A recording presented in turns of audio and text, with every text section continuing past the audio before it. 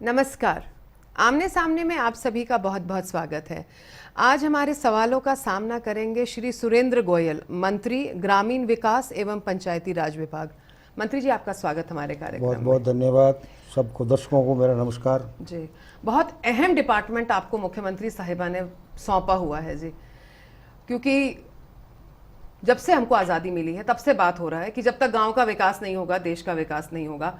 लेकिन स्थिति जो है वो शायद वहीं पर जमी हुई है। पहले आप ये बताइए, आपकी सरकार को आज 2.5 साल होने को आए हैं, आपने क्या खास करा, क्या नया करा जिसका इम्पैक्ट दिख रहा है इस कार्यकाल में?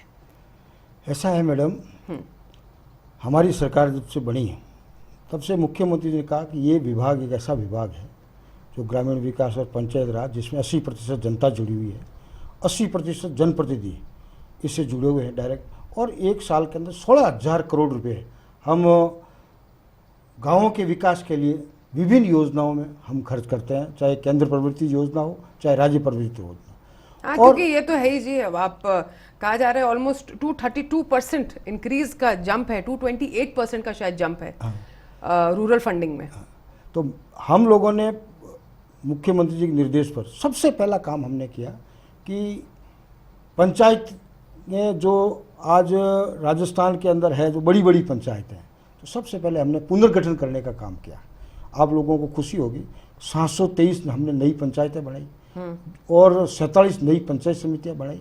और ये पंचायतें और पंचायत समितियां बनने से आप याद करो, जो 22 साल बाद में पुनर्गठन हुआ है, 22 साल बाद में, जिससे क्या छोटी छोटी पंचायत हुई, जिससे डेवलपमेंट आसानी से हो सके और उसके ऊपर वाच भी आसानी से हो सके और आराम से काम किया जा सके। सबसे पहला काम हमने। हाँ जी। और दूसरा, पुनर्गठन के बाद में हमने शिक्षा की अनिवार्यता को पंचायतों में लागू किया, जो आज पूरे हिंदुस्तान में पहला स्टेट राजस्थान है जिसके अंदर ये शिक्षा की अनिवार्यता लागू की। आप लोगों को पता होगा, अनिवार्यता लागू करने से जी एक बात तो हुई, 50% महिलाएं, 60% दलित और 43% जनरल पॉपुलेशन चुनाव कंटेस्ट नहीं कर सकी। ये तो आपने कर दिया, मानती हूँ। नहीं, ये प्रजातंत्र है, ये डेमोक्रेसी है। 50% जनता के महिलाओं के लिए आरक्षण भी है। और अरे आरक्षण का क्या होगा जी, आपको मैं बताती हूँ। आज के दिन आपके पास 7 सरपंच की पोस्ट वेकेंट पड़ी हैं। भाड़ू गांव भीलवाड़ा में कोई महिला नहीं मिली जो कि 5वीं पास हो। गोपालपुरा बूंदी में कोई एसटी वुमेन नहीं है जो 8वीं पास हो। जो पिछली वहां की सरपंच जी जो इतना अच्छा काम कर रही थी, वो वापस जाके पत्थर तोड़ रही है। अरे पहले शिक्षा तो लागू कर लेते मंत्री साहब, क्राइटेरिया तो बाद में लाते। ऐसा है मैडम, 9,894 पंचायतें हैं हमारी। 9,894 पंचायतों में अगर 5-7 जगह कोई रह गया हो तो ये तो एक ऊंट के मुंह में जीरे के समान है। जो रह गए वो दलित हैं, वो पिछड़े हुए हैं, वो ट्राइबल्स हैं और वो महिलाएं हैं। मैं आपसे निवेदन कर रहा हूं कि 9,894 में सिर्फ 5-7 जगह चुनाव नहीं हुए। और क्या कारण है कि बाय द वे वहाँ मिले कि नहीं मिले उसका सवाल नहीं है। अगर बाय द वे एजुकेशन है या नहीं है, वहाँ पे पॉपुलेशन भी होगी कि नहीं होगी। एजुकेशन है या नहीं है, मेरे ख्याल से ये तो आप अच्छी तरह जानते होंगे। आपको ये बता दूं जी कि 2010 में केवल 97 ऐसे थे पोस्ट जो निर्विरोध बने थे और इस बार 260 निर्विरोध बने हैं। मतलब कि बाकी लोग इस लायक ही नहीं हो पाए। तो सर ये किस तरह का प्रजातंत्र है? और चलिए, एजुकेशन क्राइटेरिया लागू हो गया, कोर्ट ने आपका अपलोड कर लिया, मैं इस चीज पर चर्चा नहीं करूंगी। इम्पैक्ट क्या रहा आज आपको क्या फर्क लग रहा है 1.5 साल बाद, 2015 जनवरी से लेके अब तक कि भाई हमारे पास पढ़ा लिखा सरपंच आ गया आपका, अब क्या कर लिया? पढ़ा लिखा सरपंच आने से आप कहते हैं ना कि साहब इसमें कॉमन सेंस नहीं है। जिसमें सेंस ही नहीं होगा वो कॉमन सेंस कैसे यूज में लेगा? आज पढ़े लिखे जनप्रतिनिधि आए, मुझे बताते हुए आपको खुशी है कि 65% तो युवा सरपंच जिसके आए, डायनेमिक, और कोई ग्रेजुएशन, कोई पोस्ट ग्रेजुएशन, कोई प्रोफेशनल, ऐसी डिग्रियां लेकर के आए, जिससे कि जो 16,000 करोड़ का बजट है जो सीधा गाँव में खर्च होता है और उनके मार्फत होता है, तो वो अपना पारदर्शिता से काम कर सके, अच्छी तरह से काम कर सके, केस डायरी अच्छी तरह से मेंटेन कर सके, स्टॉक रजिस्टर अच्छी तरह से मेंटेन करे। वरना क्या होता था कि वो ग्राम सेवकों के ऊपर निर्भर होते थे और दूसरे अधिकारियों को निर्भर होते थे। अब वो पढ़े लिखे होने से वो अपना आप खुद अपना विवेक यूज में लेकर के अच्छी तरह से पारदर्शिता से काम करते हैं। और मुझे बताते हैं खुशी है कि जो पहले कंप्लेंट आती थी, जो सरपंच कहते थे कि साहब मैं क्या करूं, जो मुकदमा दर्ज होता था मैं क्या करूं, वो तो ग्राम सेवक जी ने कर दिए। आज वो शिकायतें नहीं आ रही है और आज व्यवस्था ऐसी है कि जिससे कि लोग आसानी से काम कर रहे हैं। और हमने हमारी सरकार बनने के बाद में मैडम मैं आपको बताऊं, खुशी होगी आप लोगों को कि माननीय मुख्यमंत्री जी ने सरपंचों को जो अधिकार दिए जो आज दिन तक इतिहास में कभी नहीं मिले। आज उनको 5 लाख से लेकर के 50 लाख तक साल में सामग्री खरीदने का अधिकार पंचायतों को दे दिया। आज अधिकार तो बहुत दिए हैं जी। हम लोग खुद ही अभी हम लोग चर्चा कर रहे थे कि जो हमारा स्टेट फाइनेंस कमीशन भी है वो इस साल में पीआर पब्लिक अपने पंचायती राज इंस्टीट्यूशंस को 3,689 करोड़ रुपीस आप देंगे, लेकिन उसके बावजूद हम लोग ये देखते हैं कि गांव में स्थिति बदल नहीं रही है। आपको सिर्फ एक छोटा सा एग्जांपल दूंगी, ईटीवी राजस्थान आप जरूर देखते होंगे। इसी सप्ताह एक खबर चली है कि डूंगरपुर में अपना डोगराफल गांव है, हर साल बारिशों में टापू बन जाता है और बड़ी ही दर्दनाक तस्वीरें थी कि बच्चे ट्यूब्स के अंदर बैठ के उनके अंदर बैठ के फट्टे डाल के वहां पर क्रॉस कर रहे हैं स्कूल जाने के लिए। गांव की स्थिति केवल शिक्षित पंच लगाने से या फंड्स देने से नहीं होगी, कहीं ना कहीं पर पॉलिटिकल विल इज लैकिंग। कहां पर कमी है ये हम आपसे जानेंगे एक छोटे से ब्रेक के बाद। हम अभी वापस आते हैं, आप लोग देख रहे हैं आमने सामने।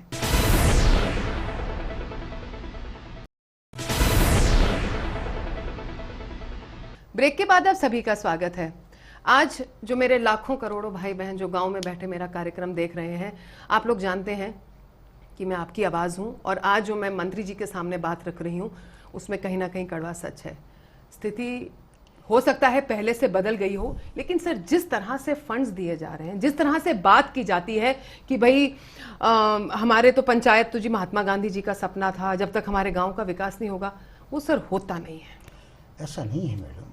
आज मैं आपको बताऊं, ग्राम पंचायतें और गांव के जब से हमारी सरकार बनी है हम लगे हुए हैं। आज आपको बताऊं, महात्मा गांधी नरेगा में हमने पिछले साल 3500 करोड़ रुपए खर्च किए और एसएफसी और एफएफसी के अंदर 5000 करोड़ रुपए हम एक साल के अंदर खर्च करेंगे।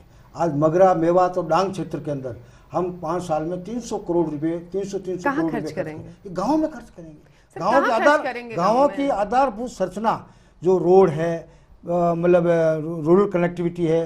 गांव में बात कीजिए, वो कहता है कि क्यों पढ़ाएं बच्चों को, अगर बीए भी पास हो जाता है तो जाके उसने पत्थर ही तोड़ने, रोजगार तो है नहीं।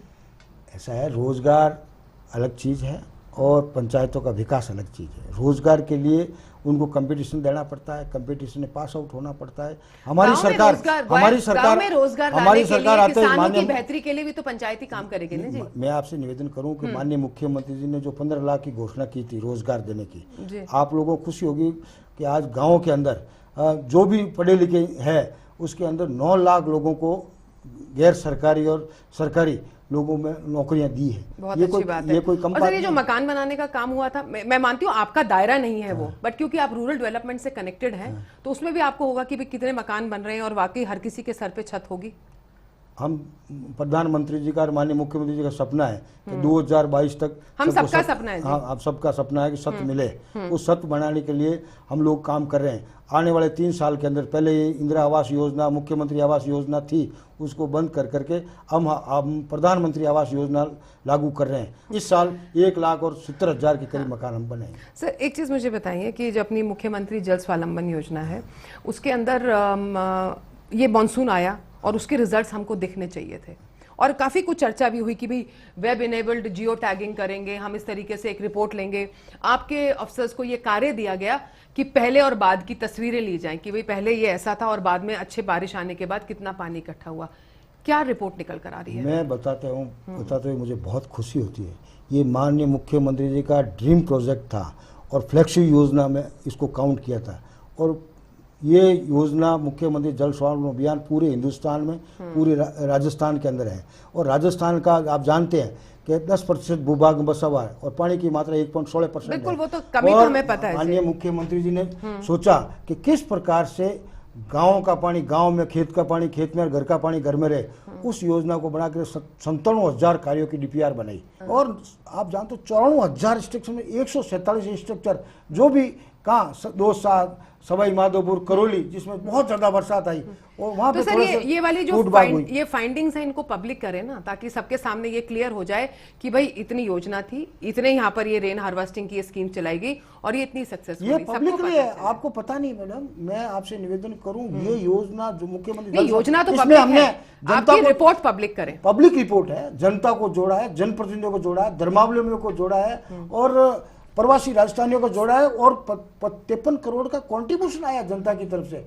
जनता ने कैश और काइंड में इस काम सर के असल लिए में देखिए, योगदान मैं किया। आपको एक बताऊं कि और आपको होता बताते क्या मुझे- है, मैं आपसे एक बात बताती हूँ। मैं जो बार बार आपको कह रही हूँ कि रिपोर्ट पब्लिक कीजिए, कि कहने को ये कहते थे कि जी फला फला गांव में ऐसे ऐसे हुआ था और उसमें इतना इतना जल आ गया।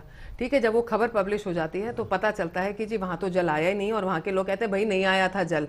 बहुत सारी चीजें केवल कागज पर होती मैं हैं। आपको मीडिया को चैलेंज करता हूं कि आपके जितने भी प्रेस रिपोर्टर्स हो, जो भी रिपोर्टर्स है, जाके देख लीजिए। मैं दावे से कहता हूं, ईटीवी पे बैठा हुआ कह रहा हूं कि पूरे राजस्थान के अंदर जो हमने स्ट्रक्चर बनाए वो स्ट्रक्चर सारे के सारे लबालब हो गए हैं और कहीं पे भी कोई टूटभाग नहीं हुई है और लोगों में प्रसन्नता का माहौल है। और 3529 गाँवों के अंदर काम लिए हमने, 3529 गाँव, वो वहाँ के गाँव का पानी गाँव में रहा, जिससे जल से ऊपर आएगा और पानी के मामले में हम आत्मनिर्भर बनेंगे। और इस साल ये बहुत सेकंड अच्छी फेज बात के है, अंदर, हाँ। सेकंड फेज 16 नवंबर से हम शुरू कर रहे हैं। 4200 गाँवों में काम ले रहे हैं और आने वाले 3 सालों में 21,000 गाँवों में काम लेंगे। बिल्कुल जी, जिससे अगर हम लोग राजस्थान- जल के अंदर अपना आत्मनिर्भर हो गए तो मुझे लगता है बहुत बड़ा काम हो जाएगा। एक और सपना था जी, अभी आपने ये बात करी थी हमारी मुख्यमंत्री साहिबा के सपने की, मैं आपको याद दिलाऊंगी जी, हमारे एक प्रधानमंत्री जी का भी सपना था स्वच्छ भारत का। ठीक है, और आज भी जब हम लोग कितने सारे गांव वालों से बातें करते हैं, उनकी रिपोर्ट्स पढ़ते हैं, उनके बारे में खबरें सुनते हैं, तो जी टॉयलेट तो बनवा दिया है कि ठीक है, कोई महिला चली जाएंगी, बोले जी हम तो खुले में ही जाएंगे, बोले जी सुबह की सैर भी हो जाती है और खेत भी देखाते हैं। सर क्या स्वच्छ भारत मिशन केवल कागज पर ही रह जाएगा, ये हम आपसे जानेंगे एक छोटे से ब्रेक के बाद। हम अभी वापस आते हैं, हमारे साथ रहिएगा।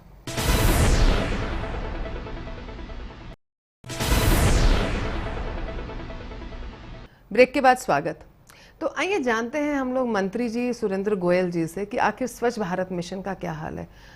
जयपुर और शहरों में जो हाल है वो तो हमें दिख रहा है, कूड़े के ढेर हैं जी, सीवेज ओवरफ्लो कर रहे हैं।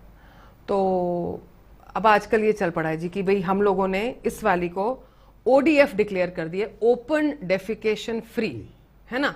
और कई सारे जी वो कहने जी 70% पंचायत हमारी ODF डिक्लेयर हो गई हैं। सर मैं कहूँ राजस्थान की कैपिटल जयपुर को ODF डिक्लेयर नहीं कर सकते, आप पंचायतों की बात करते हो। ऐसा है मैडम, आप जानती हैं राजस्थान के अंदर जो वेस्ट लाइन सर्वे हुआ था 2012 में, जी जो राजस्थान की पॉपुलेशन 1 करोड़ 15 लाख थी, जी, उसमें से 84 लाख परिवार शौचालय विहीन परिवार थे। और माननीय मुख्यमंत्री जी ने आते ही डिक्लेरेशन किया था 14 जुलाई को कि मैं राजस्थान को, जो प्रधानमंत्री जी ने डिक्लेयर किया था कि मैं 2 अक्टूबर 2019 को ODF करूंगा, मुख्यमंत्री जी ने कहा हम 31 मार्च 2018 को पूरे राजस्थान को जो ग्रामीण क्षेत्र है उसको ODF करेंगे। तो आपको खुशी होगी बताते सर हुए, ऑनलाइन एप्लीकेशंस को एग्री करने से मैं ODF नहीं मानती। मैं आपसे निवेदन करूं कि हमने 36 लाख टॉयलेट का निर्माण किया। और सर अगर उसमें लोग जाएंगे नहीं तो फिर फायदा क्या मैं है? कह रहा हूं वो लोग कहते हैं हमें टॉयलेट का पैसा नहीं मिल रहा है, डबल पिट की जगह सिंगल पिट बना रहे हैं। आप मुझे एक बात बताइए कि इसको क्या कहीं ना कहीं से रूरल डेवलपमेंट में तो आता ही होगा जी ये, बिल्कुल, पर क्या पंचायत इसको किसी तरह मॉनिटर करती है? सर पंचायतें मॉनिटरिंग कर रही है, पंचायत समितियां मॉनिटरिंग कर रही है, जिला लेवल पे मॉनिटरिंग कर रहे हैं, स्टेट से वेरिफिकेशन करते हैं। और आपको बताते हुए मुझे खुशी है कि आज पूरे हिंदुस्तान में राजस्थान नंबर 1 पर है और 36 लाख टॉयलेट बनाए हमने इस साल 24 लाख का चलो सर, अब जयपुर में तो बना नहीं पाए, अच्छा वो आपने गाँव में तो बना लिए। गाँव ऐसा है जी, मैं ग्रामीण विकास मंत्री हूँ जी, और ग्रामीण विकास मंत्री होने के नाते मेरा दायित्व बनता है कि मैं ग्रामीण क्षेत्र में टॉयलेट के लिए व्यवस्था करने के लिए कोई फंड की कमी नहीं आने दूं और जो पात्र परिवार उनका टॉयलेट बने और साफ सुथरा बने। और हमने आप लोग इससे भी आगे बढ़कर माननीय मुख्यमंत्री जी ने आपको बता होगा कानून बना करके पंचायत राज के चुनाव में ये व्यवस्था की थी कि जिसके घर में शौचालय होगा वही चुनाव लड़ेगा, वही चुनाव लड़ेगा। और घर के अंदर शौचालय नहीं, शौचालय होगा और शौचालय का उपयोग परिवार वाले करेंगे, इस प्रकार का शपथ वैसे ये मॉनिटर करना काफी मुश्किल है। ये शपथ पत्र देगा तभी वो चुनाव लड़ पाएगा। और आप आपको पता होगा माननीय मुख्यमंत्री जहाँ पे जाती है, जहाँ उनको गंदगी का ढेर दिख जाता है, वहाँ गाड़ी रोक करके वो गंदगी हटवाती है। लेकिन मेरा अगला प्रश्न जी, आपके जो विधानसभा क्षेत्र के जिन्होंने आपको वोट देके यहाँ तक पहुँचाया, बहुत बेसब्री से इंतजार कर रहे हैं कि भी हमारा भी जिक्र हो। तो जी पहली बात तो ये कि आपका क्षेत्र ओडीएफ हो गया? मेरे वहाँ मतलब 50% पंचायतें ओडीएफ हो चुकी हैं और ओडीएफ के बाद में वो लगे हुए हैं पंचायतें, बिल्कुल सभी सरपंच भी लगे हुए हैं, सभी जनप्रतिनिधि भी लगे हुए हैं। आप भी थोड़ा स्पेशल इंटरेस्ट लेते होंगे, सही और बात जल्दी से जल्दी ओडीएफ वैसे तो पूरी राजस्थान का जिम्मा आपके ऊपर है सर, लेकिन फिर भी कुछ ना कुछ अपनी एक क्षेत्र से एक अपनापन, अपना लगाव तो होता ही है। देखिए क्षेत्र के लोग बड़े खुश होते हैं जी कि अब तो हमारा जी मंत्री बन गया, हमारे एमएलए है ना, फिर वो थोड़े टाइम में थोड़ी सी एक मायूसी भी आती है कि अब तो समय नहीं मिलता है। कितना समय दे पाते हैं अपने क्षेत्र को, और क्या आप 2 काम अपने क्षेत्र में अपने वादे पूरे कर पाए इन 2.5 सालों में? मैंने 2 सपने सबसे बड़े काम किए। एक तो जवाई जनता दल योजना, जो राजस्थान में आप लोगों को पता होगा, जवाई हमारे से 250 किलोमीटर दूर है, वहाँ से पानी ला करके मैं 2017 दिसंबर के पहले पूरे जैतान क्षेत्र को और जैतान को इसी दिसंबर तक पानी पिलाऊंगा। ये मेरा सपना था और वो मैंने सपना पूरा करने का काम। जैतान शहर में सीवरेज लाइन नहीं थी। सपना पूरा कब तक हो जाएगा? मैं कह रहा हूँ ना आपको 2017 दिसंबर, उसका मतलब वो कार्य शुरू हो गया, कंप्लीट पाइपलाइन बिछ गई है, टंकियां बन रही है और पाइपलाइन एरिया में बिछ रही है और युद्ध स्तर पे काम चल रहा है। दूसरा जैतान शहर के लिए सीवरेज लाइन, ओहो बहुत जरूरी, वो सीवरेज लाइन का काम युद्ध स्तर पे चल रहा है और 47 करोड़ रुपए उसमें हमने दिए, वो भी काम अच्छा हो जाएगा। इसके अलावा मेरे जैतान क्षेत्र की जितनी भी शमशान कब्रिस्तान की बाउंड्रियाँ थी सब पूरी करवा दी और जो भी गौरवपथ थे 1/3 पोर्शन में गौरवपथ बना दिए और 1/3 में इस साल गौरवपथ बना दूंगा। और कोई ऐसा पंचायत नहीं है जहाँ पे सिंदूर सेकेंडरी स्कूल नहीं है। सिंदूर सेकेंडरी स्कूल है मैंने सारी पंचायतों में करवा दी और जो भी डिमांड, जो भी पुलिये थे, जो भी रपटें थी, जो उन्होंने गाँव वालों ने मुझे कहा, सारी करवा दी। मेरे क्षेत्र में मेरा चैलेंज है, कोई भी पक्ष का या विपक्ष का ये नहीं कह सकता कि मैं काम के मामले में पीछे हूँ। हमेशा उनकी इच्छाओं और आकांक्षाओं में खरा उतर के काम करने का प्रयत्न करता हूँ। हर शनिवार और रविवार को मैं जैतान में रहता हूँ और कोई भी टेलीफोन आता उनका मैं खुद अटेंड करता हूँ या मेरा पीए अटेंड करता है और मैं नहीं अटेंड, मीटिंगों में व्यस्त होता हूँ तो मेरा पीए मेरे को बताता है, फिर मैं उनसे बात करके उसका निराकरण करने की कोशिश। बस जी, आप ऐसे ही जनप्रतिनिधि हमारे को चाहिए जो अपनी जनता से मंत्री पद और एमएलए बनने के बाद भी जुड़े रहें। मैं मानूंगी कि तभी शायद आप लोग उनसे जुड़े रहेंगे, उनकी प्रॉब्लम समझेंगे और तभी देश का विकास होगा। आपकी इस बहुत बड़ी जिम्मेवारी के लिए जो आके आने वाले 2.5 सालों में भी आपने बहुत सारे सपने पूरे करने हैं हमारे ग्रामीण क्षेत्र में रहते हुए भाई बहनों के लिए और हम सभी के, उसके लिए आपको बहुत बहुत शुभकामनाएं और बहुत बहुत धन्यवाद हमारे कार्यक्रम में आने के लिए। बहुत बहुत धन्यवाद मैडम। तो ये था आमने सामने मंत्री सुरेंद्र गोयल जी के साथ। अगले शनिवार मैं फिर होंगी आपके बीच, तब तक जय हिंद।